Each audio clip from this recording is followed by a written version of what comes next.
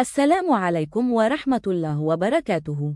تتجه أنظار عشاق كرة القدم الإسبانية اليوم إلى مواجهة تجمع بين ريال مدريد ونادي تالافيرا ضمن منافسات كأس ملك إسبانيا، في مباراة يسعى من خلالها الفريق الملكي إلى مواصلة مشواره في المسابقة.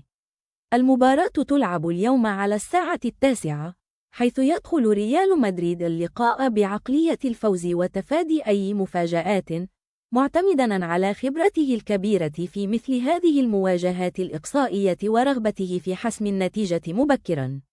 في المقابل، نادي تالافيرا يدخل المباراة بدون ضغوط، بطموح تقديم أداء مشرف ومحاولة الصمود أمام قوة وخبرة الفريق الملكي، مستفيداً من الروح القتالية والحماس العالي. المباراة ستكون منقولة عبر منصة شاهد، في لقاء ينتظر أن يشهد سيطرة مدريدية ومحاولات متواصلة لحسم بطاقة التأهل. مواجهة كروية منتظرة، والحسم سيكون لمن يفرض إيقاعه منذ الدقائق الأولى.